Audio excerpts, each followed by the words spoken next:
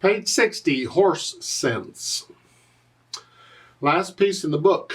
You made it this far, congratulations. I trust you've gone through everything and you understand everything and you remember all these markings and what they are and what they mean and all that stuff. You're able to play all the pieces okay. If you do not have a teacher, then I encourage you, please, go back and go through the book again. Review everything again. Go through the lessons again. Don't be in a hurry to get through it. Take time. Soak it all in.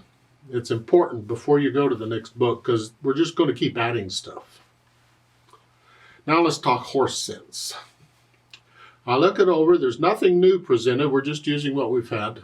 Not everything we've had, but some things we've had. You don't use everything in every piece. It's just whatever the music needs. It is 4 lines long, but it has a repeat sign, so really it's 8 lines long when you play it, but we only have 4 lines of music to learn. Treble and bass clef, 3/4 time signature. It has a pickup beat, so we're coming in on beat 3, so there should be 2 other beats someplace else, and if you look at the bottom of page 61, the last measure, that has a half note in it, which is 2 counts. So those are the first 2 counts, and then count 3s over here at the beginning. The hands are playing at the same time, so I'm going to take each hand one hand at a time, and right now I'm connecting everything. Right hand is starting here. We're in C position, okay, and it's 3-1, 3-1.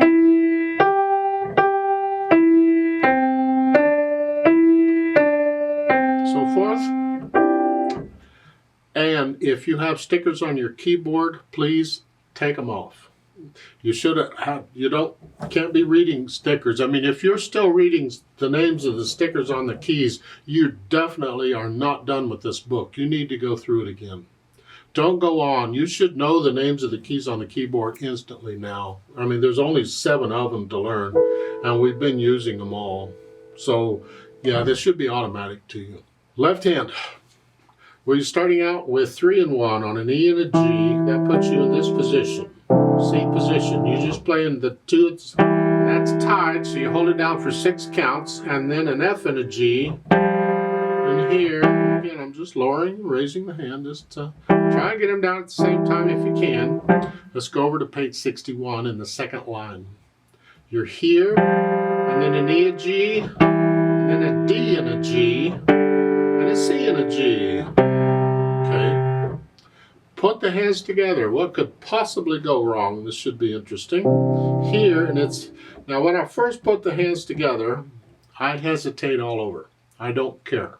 I'm just interested in which fingers in the hands are working together.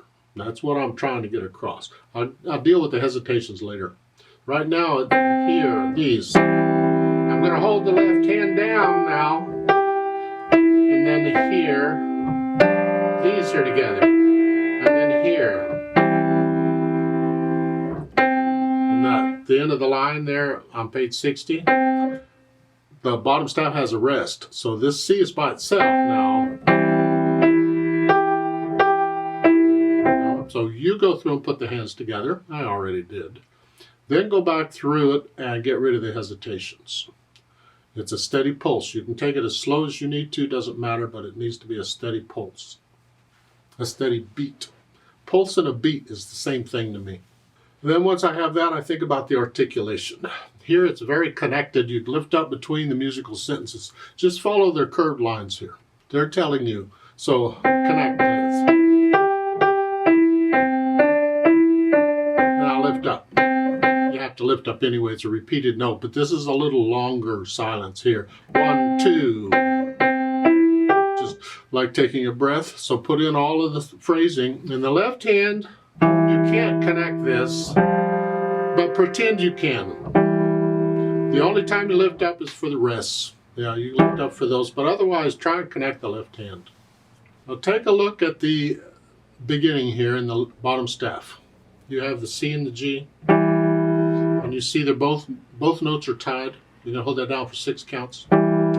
When you have multiple notes played at the same time and they're tied, it's important. Every note that is to be tied has to have its own curved line. So they can't just use one curved line for both notes. Each note gets its own, because in a lot of music, one of the notes, one of them, which one, I don't know, might not be tied. It's like, so let's pretend that the top curved line there for those two notes, the top line isn't there. Only the bottom line is there. Well, that means you would hold the bottom note down while playing the top note again. So you're here and play the top note again while holding the bottom note down, because the bottom note would be tied, or vice versa. If the bottom curved line were not there, then you'd hold the top note down and play the bottom note again. See, so each note in this has to have its own curved line. Gets messy when you get a lot of curved lines, because then you're figuring out which curved line means what. Then I think about the dynamics. Well, F at the beginning is forte or loud. Whatever you think loud is, I don't know. This left hand, can you play this light? Can you play one hand heavier and one hand light at the same time? I keep asking you to do that because I know it takes time for a lot of people to get the hang of that. So I'm asking you to do it now, because if I wait until you really need to do it, the music is so much more difficult. So let's just work on this now. Heavy, light.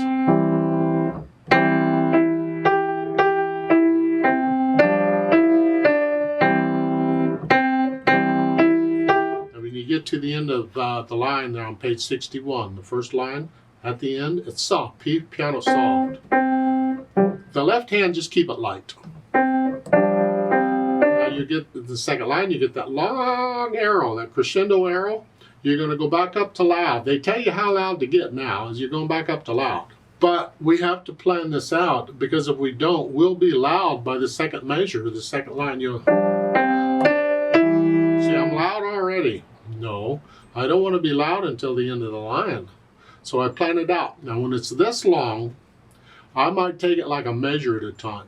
So on page 61 in the second line, that first measure I'm going to stay soft. Then I come up a little bit, a little more, loud. So I just did it one measure at a time, like soft, and sort of soft, and then sort of loud, and then loud.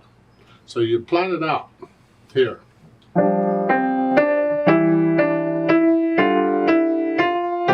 And then you stay loud.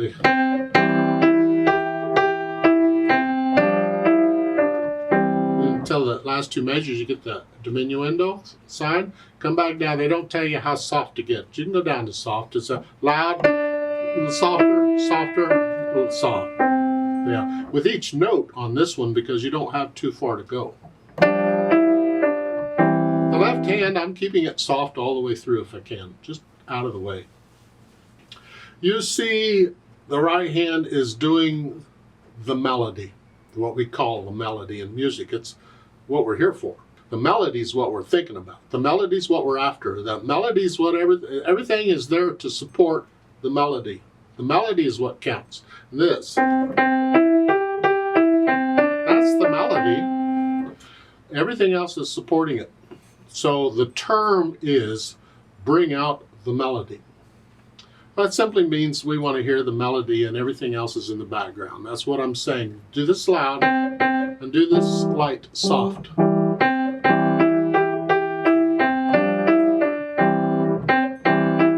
Yeah, we want to hear the melody, and you can go back, if you go through the book again, do that on those. Of course, most of the time there are the melodies in both hands. You don't have to worry about it.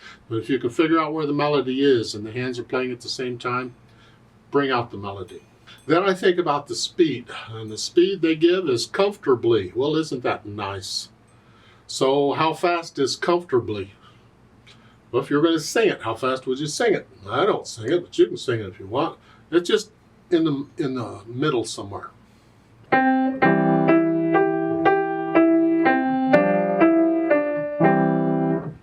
Maybe that's too fast. Depends on how much coffee I've had. I don't know. Let's see it. Now remember the natural accents? 1, 2, 3. 1, 2, 3. So at the beginning it's to here. They should know that that first note is not the first note of a measure. It's a.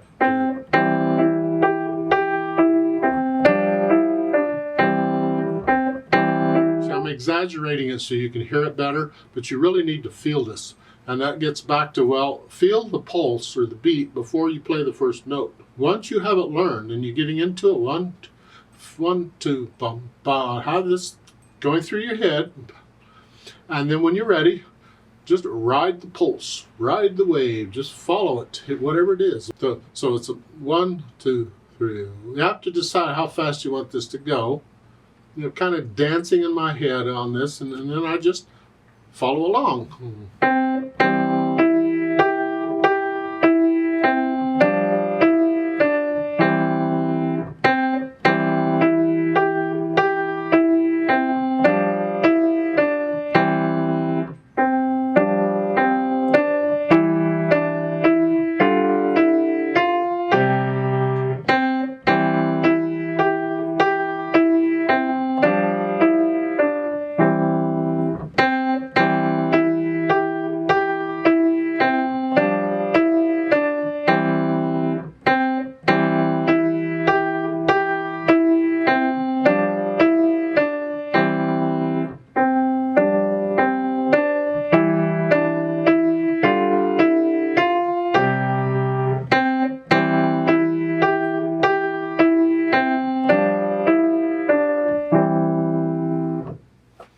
That's one way of playing it. Don't copy me. You get in it, you feel the music, you play it as you don't have to go that speed.